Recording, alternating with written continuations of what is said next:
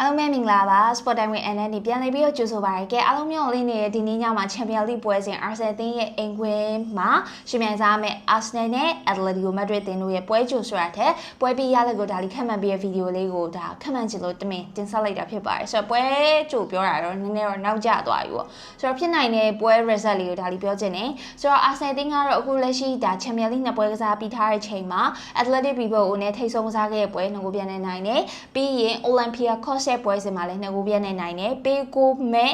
ပြောမယ်ဆိုလို့ရှိရင်ရကိုလေးကိုနဲ့ Arsenal တင်းကတော့လက်ရှိမှာအခြေအနေကောင်းနေတယ်လို့ပြောလို့ရတယ်ဆိုတော့တစ်ဖက်ကသူတို့နဲ့ကစားမဲ့ Atletico Madrid တင်းကတော့နှစ်ပွဲမှာတစ်ပွဲရှုံးထားတယ်အဖွင့်ပွဲစဉ်မှာ Liverpool ရှုံးထားတယ်ပြီးတော့တစ်ပွဲနိုင်ရလက်နဲ့အခုလက်ရှိမှာတော့ဒါပြောမယ်ဆိုလို့ရှိရင် Atletico နဲ့ Arsenal တင်းအဆင့်က Atletico Madrid တင်းအဆင့်30အနေနဲ့ဒါလောလောဆယ်ရော Europa League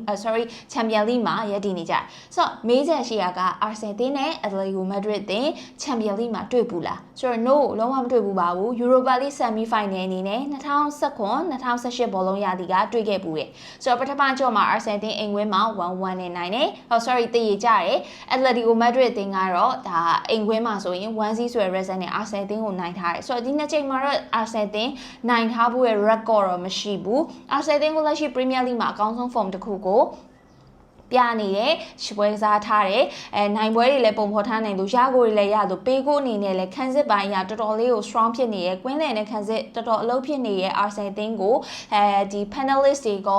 ပြောမှဆိုဘလုံးပွဲသုံးသက်သူတွေတော်တော်များများကလည်း Arsenal အသင်းရဲ့ကွင်းလည်နဲ့ခန်းစစ်ပိုင်းကိုတော်တော်လေးချီးကျူးထားတဲ့အပိုင်းတွေကိုတွေ့ရတယ်ဆိုတော့ချီးကျူးထားတဲ့အတိုင်းနဲ့တကယ်ကိုတတိုင်းတစ်ဖွဲပေါ့နော်တကယ်ကို strongest ဖြစ်နေတဲ့ point ကိုပြပါဆို Arsenal တင်းရဲ့ခန်းစစ်ကိုပဲပြရမယ်ပေါ့နော်ဆိုတော့ထားပါဆိုတော့ Arsenal တင်းရဲ့ဒါလက်ရှိချိန်နေတစ်ဖက်က Atletico Madrid အသင်းကရောဘယ်လိုလဲဆိုရင်အခု9ပွဲကစားထားတာ4ပွဲနိုင်ထားတယ်4ပွဲတည်ရင်တပွဲရှုံးရလက်ကိုဒါ La Liga မှာပေါ့နော်ဒါသူတို့ result ရှိရဒါပေမဲ့သူတို့ရဲ့တွင်းကိုကကြောက်ခမန်းလီလီပဲကစားထားတဲ့9ပွဲမှာဒါသွင်းကိုက16ဂိုးထိသွင်းထားတယ်ဒါပေမဲ့ပေးကိုအနေနဲ့ကလေ10ဂိုးထိပြန်ပြီးတော့ခွင့်ပြုထားတဲ့အပိုင်းကိုဒါလေးကိုသွားမြင်ရတယ်ဆိုတော့ဒီနှစ်သင်းမှာကွာဟချက်ပါရှိလဲဆိုရင် Arsenal တင်းအရှိရောင်ကစားခဲ့တဲ့ Bilbao တို့Olympiacos တို့နဲ့ပွဲစဉ်လောက်တော့ဒီ Atletico Madrid တင်းကတော့လွယ်မှာတော့မဟုတ်ဘူးပေါ့နော်ဆိုတော့ Arsenal တင်းမှာအပြစ်ပြောစရာကရှိရပေါ့နော်အသင်းတိုင်းမှာတော့အားနည်းချက်အားသာချက်ကိုစီရှိရဆိုပေမဲ့ Arsenal တင်းကအဓိက open play ကနေပြောမယ်ဆိုလို့ရှိရင်ဒီဂိုးမရသေးတာကအပြစ်ဆိုတာထက်ပေါ့နော်အဓိကကတော့ဒီကနေ open play ကနေဂိုးတွေသာပိုရခဲ့မယ်ဆိုလို့ရှိရင်ပိုကောင်းတာပေါ့နော်ဆိုတော့လောလောဆယ်မှာတော့ Arsenal တင်းကဒီ set piece တွေ corner တွေရတဲ့သွင်းဂိုးတွေပြီးလို့ရှိရင်တောင်ပန်ကသွင်းတဲ့တောင်ပန်တိုက်စစ်ကသွင်းတဲ့သွင်းဂိုးတွေရပြီးလို့ရှိရင်ဒီခန်းစစ်ကစားသမားတွေကွင်းလည်ကစားသမားတွေသွင်းတဲ့သွင်းဂိုးတွေကပုံများပြီးတော့တိုက်စစ်မှုစစ်ကသွင်းတဲ့သွင်းကိုကတော့အခုလက်ရှိချိန်ကြီးရောမြင်တွေ့ရသေးဘူးဒါပေမဲ့ဒါပြောချင်းက Yogresh ကိုအပြစ်တင်လားဆိုတော့မဟုတ်ဘူးအန်ဝင်ဖို့အတွက်ဒါလေးကိုအများကြီးဆက်ပြီးတော့စောင့်ကြည့်ရအောင်ပဲပေါ့နော်ဆိုတော့ဒါပေမဲ့တစ်ဖက်က Atletico Madrid တင်ရဲ့တိုက်စစ်မှု Everest ဆိုလို့ရှိရင်ဒီဟာဒီ Atletico Madrid တင်မှာဒါသူများထက်ပို့ပြီးတော့ခေါင်းတလုံးတာနေတဲ့တိုက်စစ်မှုလို့ပြောလို့ရတယ်ပြိုင်ပွဲစုံသွင်းကိုအနေနဲ့9ဂိုးသွင်းယူထားတယ်ဆိုတော့ဒါတိုက်စစ်ပိုင်းအနေနဲ့9ဂိုးမှာ16ဂိုးသွင်းယူထားတဲ့ဒီတိုက်စစ်ပိုင်းအနေနဲ့ကဒီထဲမှာ average ရဲ့သွင်းဂိုးက9ဂိုးလောက်ထိပတ်သက်ထားတယ်ဆိုတော့ဘာပဲပြောပြောတိုက်စစ်မှုတယောက်မှာရှိတင်ရှိထိုက်တယ်တိုက်စစ်မှုတယောက်အနေနဲ့တော်တော်လေးကိုကောင်းတယ်လို့ပြောလို့ရတဲ့အထဲမှာပါတယ်ပေါ့နော်ဆိုတော့ Arsenal တင်း Athletic Bilbao ကိုနိုင်သွားတဲ့ပွဲစဉ်ဒီဒါပြောမယ်ဆို Spain Club တင်းတွေကို Arsenal တင်းထိတိုက်တွေ့ဆုံခဲ့တဲ့ဒီ6ပွဲမြောက်ပေါ့နော်နိုင်ပွဲကိုရတာက England Club အသင်းနေနဲ့ဒါပထမဦးဆုံးအသင်းဖြစ်လာသလိုအခုလာမယ်ဒီ Atletico Madrid အသင်းကိုသာနိုင်မယ်ဆိုလို့ရှိရင်တော့ Arsenal အသင်းအတွက်9ပွဲမြောက်ဒါပြောမယ်ဆိုလို့ရှိရင်9ပွဲဆက်ပေါ့နော်ဒီ Spain Club အသင်းကိုနိုင်တဲ့ပြောမယ်ဆိုတသင်းနဲ့တော့ England အသင်းဖြစ်လာလိမ့်မယ်ဆိုရဲ record ထပ်ပြီးတော့ Arsenal အသင်းယူနိုင်မယ်ပေါ့နော် Arsenal အသင်းပြန်ကြည့်မယ်ဆို Arsenal အသင်းကအခုနောက်ဆုံးကစားခဲ့တဲ့ဒီ Champions League ပွဲစဉ်73ပွဲမှာ9ပွဲထိလုံးဝပေးကိုမပေးထားရဘူးဆိုတော့ Martinelli အနေနဲ့ပြန်ကြည့်မယ်ဆိုအခုကစားခဲ့တဲ့နှစ်ပွဲမှာ Martinelli ရဲ့သွင်းဂိုးတွေဒါမြင်တွေ့ခဲ့ရလို့ Saka အနေနဲ့ကတော့ဒါ Champions League နောက်ဆုံး9ပွဲမှာ6ဂိုးထိသွင်းယူထားတယ်ဆိုတော့ Atletico Madrid အသင်းပြန်ကြည့်မယ်ဆိုလဲ Atletico Madrid တင်းကနောက်ဆုံး Champions League 9ပွဲမှာ6ပွဲအထိကိုအနိုင်ရရှိထားတယ်ပြီးတော့ဒီနောက်ဆုံး Champions League 18ပွဲမှာပြန်ကြည့်မယ်ဆိုလို့ရှိရင်လည်း Atletico Madrid တင်းက18ပွဲအထိဒါသွင်းကိုသွင်းယူထားဆိုတော့ပြောချင်တာတော့တစ်ဖက်က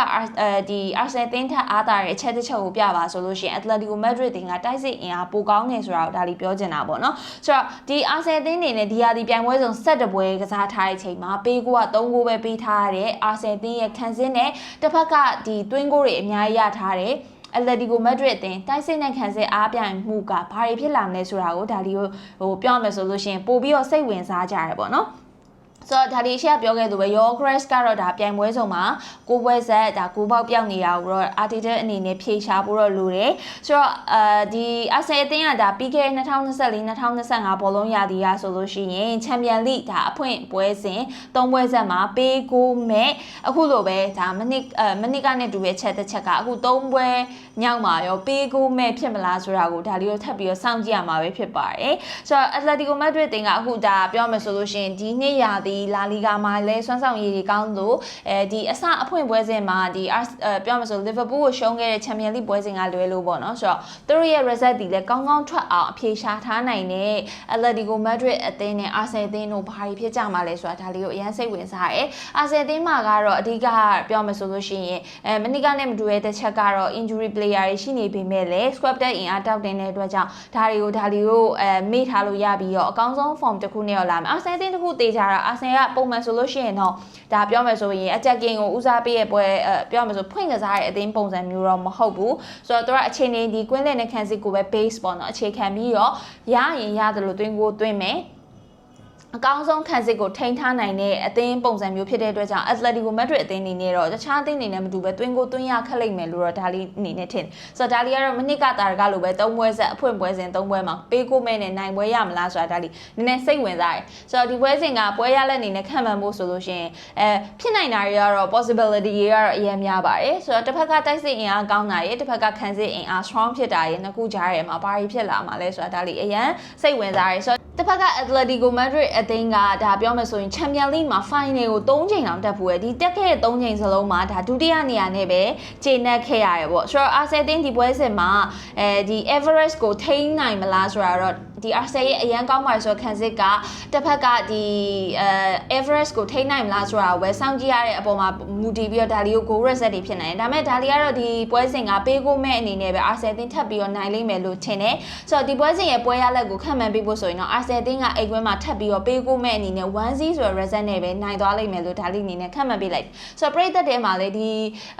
result နဲ့မတူတဲ့တခြားသော result တစ်ခုခုကိုမှန်းချင်တယ်ဆိုလို့ရှိရင်ဒီ video အောက်မှာ comment လေးကနေဆင်မှန်းခဲ့ပေးဖို့ဒါလီရဲ့မြတ်တဲ့ရခင်ချင်ပါတယ်ဆိုတော့ပွဲပြီးရင်ဒါလီဒီ comment တွေအကုန်ဖတ်ပြီးတော့ဘယ်လို result ထွက်လဲဆိုတာကိုဆက်ပြီးတော့စောင့်ကြည့်မှာပဲဖြစ်ပါတယ်ဆိုတော့ဒီ video စနေဆုံးထိကြည့်ရှုပေးကြတဲ့ပရိသတ်တူတယောက်ချင်းစီကိုကျေးဇူးထူးပဲတင်ရှိပါတယ်နောက် video မှာပြန်လည်ပြီးတော့ဆုံတွေ့မယ်နော်